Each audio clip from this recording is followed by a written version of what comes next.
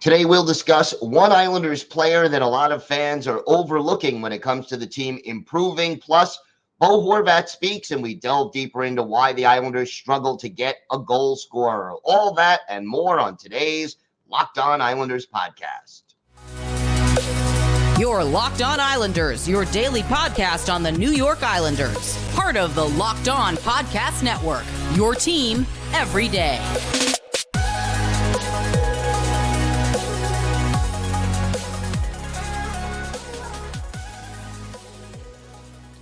And welcome, everybody, to the Monday edition of the Locked On Islanders podcast, part of the Locked On Podcast Network, your team every day.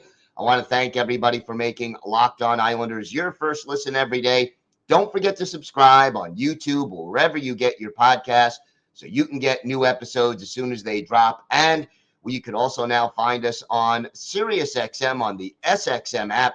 Just do a search for Locked On Islanders. Plenty to discuss on today's show, but first, if there's something Islanders related on your mind, if you have a question, a comment, maybe a topic you'd like us to discuss on a future episode, feel free to send us an email. The email address, lockedonislanders@gmail.com. And if you leave your first name and where you're from, we're happy to mention you on the show when we discuss whatever it is that's on your mind.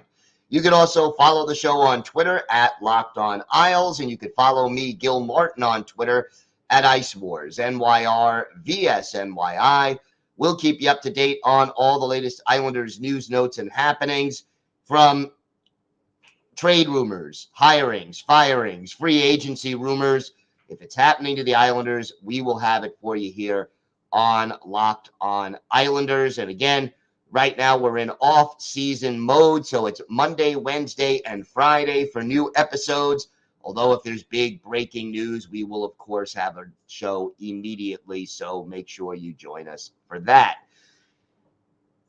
You know, a lot of people have been talking, and understandably so, about how the Islanders essentially took what is a fringe playoff team, and general manager Lou Lamoriello spent the offseason, instead of trying to get that team better and improve the roster, he basically spent the limited resources that the Islanders had at bringing back the same players, your Pierre Engvalls and your Scott Mayfields and your Semyon Varlamovs.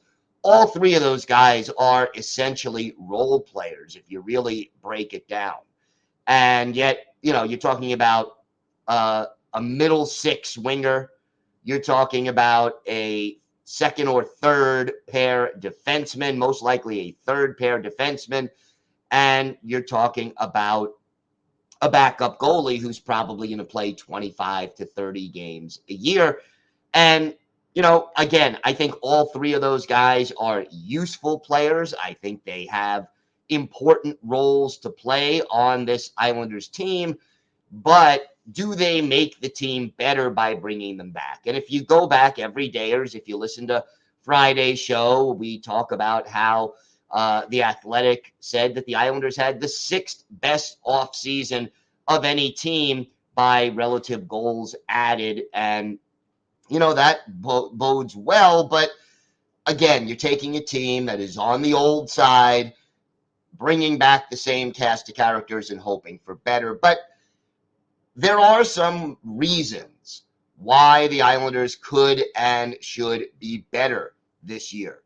And there are chances to improve from within. And you've heard us discuss some of them. I mean, obviously, Oliver Wahlstrom. Every day, as you know, we've talked about Wally. What line should he be in?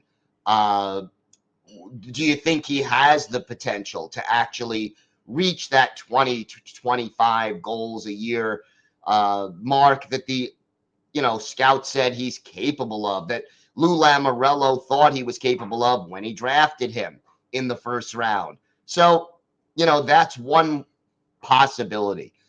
Other players that have been discussed by members of the media and by fans. Okay, you have a full season of Pierre Engvall, who certainly showed that he had some speed that this team lacked.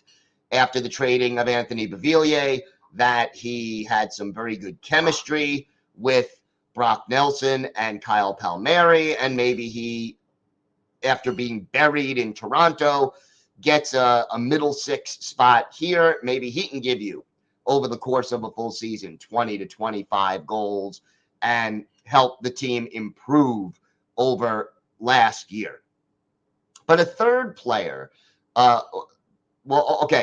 player is Bo Horvat, who certainly struggled after he arrived here. But, if he gets back to being even just a 30-goal scorer, a full season of Bo Horvat with his family here and him used to the system and the island and everything else certainly is another way this team could improve.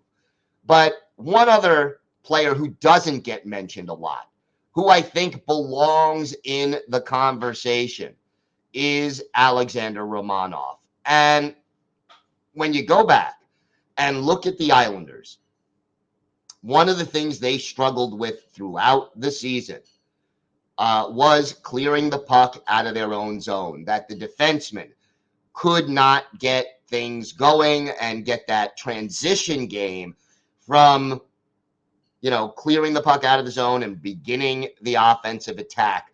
That is something this team struggled with all year. And to me, Alexander Romanov is a player who can definitely help the Islanders in that regard and in their overall play. Because here is a guy who is 23 years old. And we all know defensemen take a little longer to develop and reach their full potential on average than forwards. It's usually defensemen, goalies, and power forwards that take longer. And people forget that Romanov was playing his first full season on Long Island last year, that he realistically needed to adjust to a new team, new teammates, and a new system, and that his play in the second half of the season was significantly better than his play in the first half of the season. And, the final statistics, 2 goals, 22 points. He is not going to be that offensive-minded defenseman that's going to make a huge impact on the team. That's not his role. That's not going to be his role. And, he's going to be I'm going to help get the puck out of my own zone. I'm going to shut down or slow down some of the other team's better offensive players. That is more, and I'm going to be physical. That is going to be more of the role that you see from Alexander Romanov. But, if you compare the Islanders in late February, March, April, compared to where they were in November, December, January, February, part of the reason this team got better was the play of Alexander Romanov. And if he continues to improve and gets more comfortable in this system like he appeared to be in the second half of the season, I think that is another oft overlooked reason why this Islanders team, even without a major overhaul of the roster, could be better than they were a year ago. Now, is that enough to make the playoffs next year with your Detroits and your Ottawas and your Buffaloes and your Pittsburghs all clearly improving during the offseason? That remains to be seen. But don't overlook Alexander Romanov and how he can help make this team better just by continuing the progress that he has made and by playing to his potential. And, again, if we get the Romanov we had in the last 25, 30 games of the year for a full season, this team will be better. And I wonder if Romanov was healthy to start the playoffs, would the Islanders have had a better chance of beating the Carolina Hurricanes? We'll never know, but I think it's a fair point to make that, yeah, the Islanders would have been in a better position to win that series if they didn't have to play inexperienced defensemen in the first couple of games. All right, we have got more to get to on today's show. Bo Horvat did a radio interview over the weekend. We'll talk a little bit about that. Plus, we'll discuss why the Islanders struggled to get scorers. There are a number of reasons. We'll talk about it. All that and more on today's Locked On Islanders podcast. Today's episode is brought to you by a product that I literally use every day. I'm talking about AG1. And AG1 is really something that helps me with my nutritional needs. It's the daily foundational nutritional supplement that supports whole body health. I started drinking AG1 because I'm not a great pill taker. I didn't want to have to take 6, 7, 8 supplements in order to get better health. And look, this stuff, it helps my energy, immune system support. It helps me think clearer. And it just really is something that provides whole body nutrition. It's easy. All you got to do is drink a scoop in a glass of water every day, and you'll get 75 high quality ingredients that help give me key nutrients and support energy, focus, strength, and clarity. If a comprehensive solution is what you need from your supplemental routine, then try AG1 and get a free 1-year supply of vitamin D and 5 free AG1 travel packs with your first purchase. Go to drinkag1.com/NHL Network. That's drinkag1.com/NHL Network to check it out.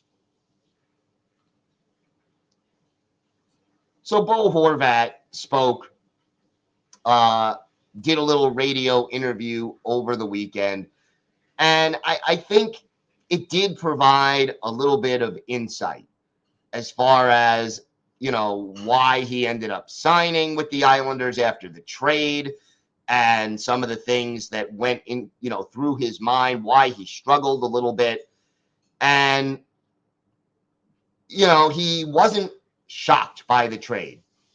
The quote that he said during the interview, I knew anything could happen at that point when things weren't going well with Vancouver and the talks weren't continuing at all. When I got traded to the island, I saw the facilities, the people, the organization, and everyone spoke so highly of it. When they offered me that contract, it was kind of a no-brainer, and thankfully, we couldn't be more happy to be there. So I think if you look back historically, for the Islanders, getting players to come here, it's always been the trade and sign. You look at Kyle Palmieri. You look at Pierre Engvall. You look at Bo Horvat.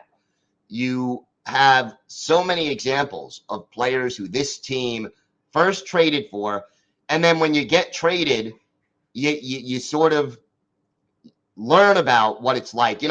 Every team in the league has reputations. What is it like to live there? What is it like to play there? What is the organization like? But the best way to really know about it is not to hear it through the grapevine, but to live it. And it seems like the Islanders have a better chance of signing guys to long-term contracts after they've been here. And so hopefully, these are things that the Islanders can use in the future to help this team get better. Horvat also had a lot of praise for Islander fans, and I think fans certainly like hearing something like this. Those Long Island fans are passionate. They chant through the game, and if you're not playing well, you hear about it.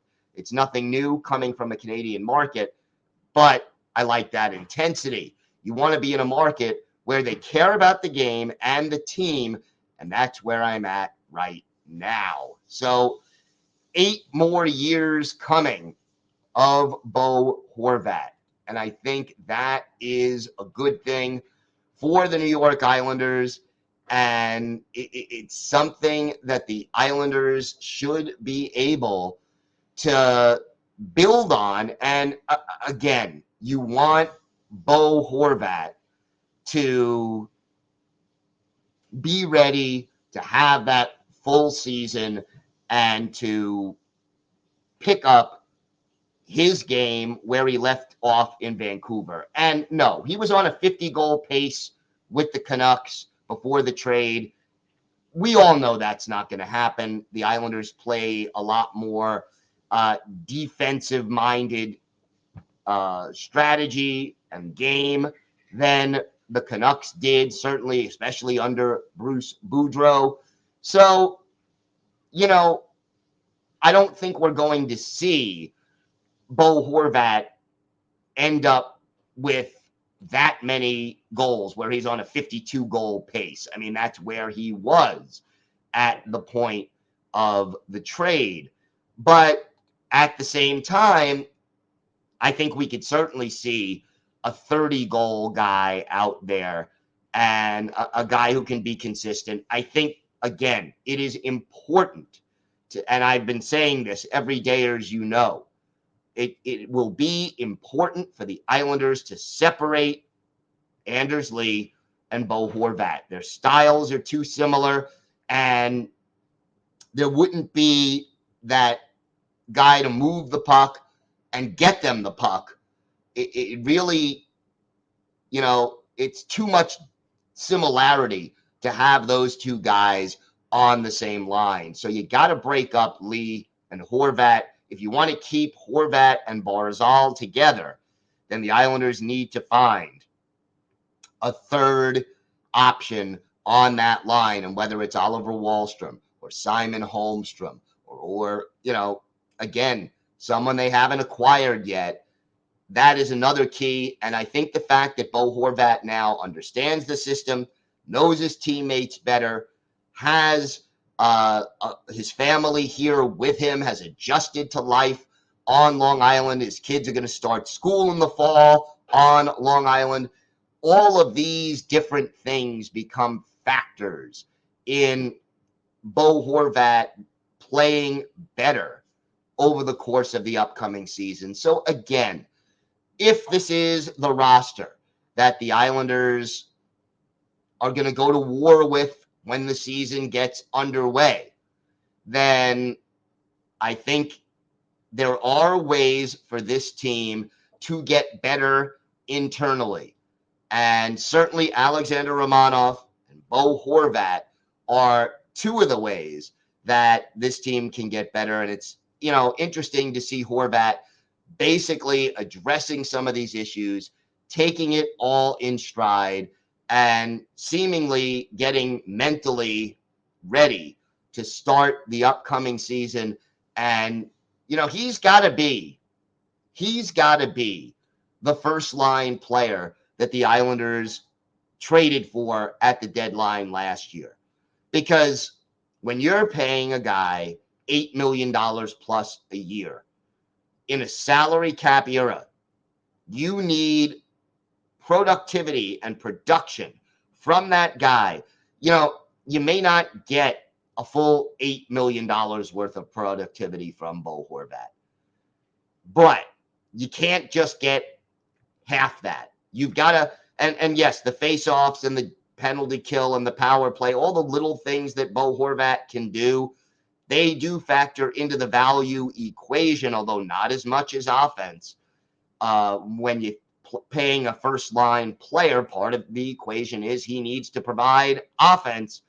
So hopefully Horvat bounces back and gives the Islanders what they need, because if Bo Horvat fails to be any better than he was down the stretch with the Islanders, I'm talking about from the time Matthew Barzal got hurt until the time that the Islanders were eliminated from the playoffs, if he can't produce at a higher rate than that, then this team is not only in trouble this year, but they could be in trouble for a long time to come. I think Horvat is going to fall somewhere between 25 and 32 goals this year. But if he falls well short of that, it could be a long season on Long Island. So that's going to be a very important factor for this team going forward. All right, we have got more to discuss on today's show. We'll talk about a couple of reasons why the Islanders struggled to get that goal scorer that they've been craving. We'll talk about that plus our Islanders' birthday of the day. All that's still to come on today's Locked On Islanders podcast. So why do the Islanders struggle to get that goal scorer? And look, there are a number of reasons, and everydayers, we've discussed a bunch of them. Certainly the team has big-time salary cap issues, and that is one reason why it's difficult for the Islanders to sign free agents or even trade for a goal scorer, because right now this team is already above the cap, and they'd have to clear out a lot of salary to bring in goal scorers. And look, goal scorers are among the most expensive commodities in the NHL. You score 30 plus goals a year consistently, you're making at least $6 million, $7 million, $8 million per season. And, if you can do that, then, you're going to get paid. And again, the mismanagement or poor management of the cap by the Islanders in recent years, and certainly, yes, COVID making the increase in the cap a lot less had something to do with it, but all the teams have been dealing with that issue. That's part of it. I think another part of it is this, though. The fact that the Islanders play a defense-first style is a major factor in why goal scorers hesitate to come to the island. And think about it. If you're a baseball player and you're a home run hitter, you're going to want to go to a park if you're a free agent or you have a no trade clause. You're going to want to sign with a team or be traded to a team that has a hitter-friendly stadium. So you could play at least half your games in a place where the ball tends to sail out. You'd rather play, if you're a home run hitter, you'd rather play your home games at Yankee Stadium or in Cincinnati than you would at Citi Field, for example. If you're a pitcher, you'd rather play at Citi Field. Well, with the Islanders, this team predominantly plays defense first. And when you're playing defense first and you're a goal scorer, you could play just as well as you did on a team that is more offensive minded, but your numbers are not going to reflect that. Your raw scoring numbers will probably go down. You may be a better all-around player as a result, but your goal scoring numbers are going to go down because the system is not designed for you to score first. It's designed for you to get back and back check and play defense.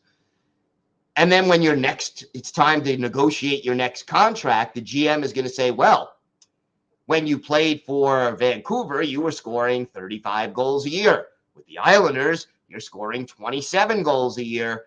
You're not as good as you used to be. We're going to offer you a little bit less money.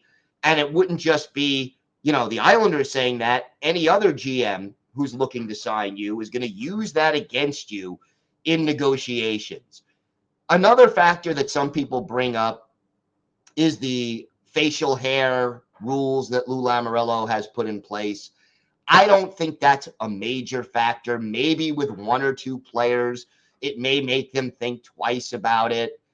But look, the New York Yankees have a policy that is similar. No beards, no mustache, no facial hair, short hair, all of those things the Yankees have.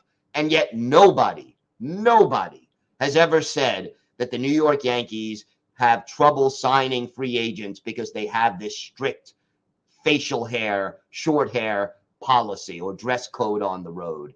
So, yeah, baseball's a little different than hockey, but overall, I think that's more of a minor reason at best, if it's a reason at all, for the Islanders to struggle. Yeah, okay. So, you're not getting Joe Thornton here, okay? Those players who are famous for their beards aren't going to be eager to come here. But overall, I think the Islanders' style of play and the fact that they haven't won a Stanley Cup in 40 years, and previously the fact that they played in an old building, had a lot more to do with it than the facial hair policy. So I think the Isles' style of play hurts them when it comes to trying to sign free agents or even acquire players via trade who need to waive a modified no trade clause. But it's not an insurmountable obstacle, and we'll see whether it happens before the season starts or before the trade deadline, whether or not the Islanders find a way to do that. All right, time now for our Islanders birthday of the day. And tomorrow will be the 48th birthday of former Islanders goalie Evgeny Nabokov, native of Kazakhstan, 9th round pick of the Sharks back in 2009. Made his NHL debut, in 1994. Made his NHL debut in 1999 with the Sharks and stayed in San Jose through the 2009-2010 season. Spent one season in the KHL and then returned to the Islanders in 2011, 2012. Played 3 seasons on the island, 1 in Tampa Bay, before hanging up his skates. Went on to coach as an assistant goalie coach for the Sharks for 2 years in 2021 and 2022. But since then, did not coach last year. And Nabokov gave the Islanders some veteran goaltending help. There's no question about that. And he had a great year with the Islanders. His best season statistically on the island, probably 2012, 2013. He was 23, 11, and 7, a 2.50 goals against, and a 9.10 save percentage. Also had 3 shutouts that year.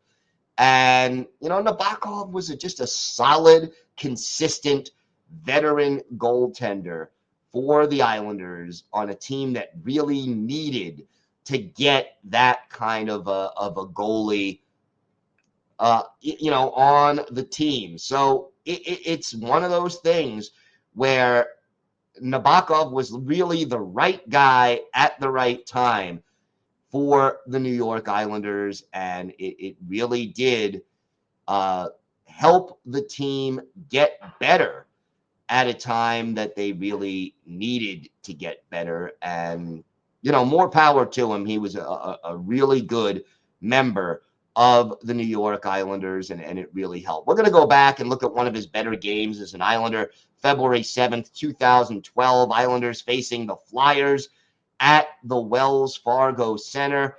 And Nabokov, of course, the goalie for the Islanders. Ilya Bryzgalov, the goalie for the Flyers. And, this game was a scoreless tie through 3 periods and through overtime. But then in the shootout, the Islanders get goals from Franz Nielsen and John Tavares, but Evgeny Nabokov stones Daniel Briere and Wayne Simmons, and the Islanders win it officially 1-0. Shots on goal in this one for the Philadelphia Flyers, 45, for the Islanders, 18, but Nabokov made 45 saves to earn the shutout and the win. And that was a big performance and a big 2 points for the New York Islanders. All right, I want to thank everyone for making Locked On Islanders your first listen every day. Everydayers, tomorrow, or really Wednesday on the show, we will be continuing to break down some of the ways the Islanders can get better this year with the roster they currently have. And we will also, of course, have the latest Islanders news, notes, and happenings for you. Until then, have a great day, everybody. Stay safe. And, of course, let's go Islanders.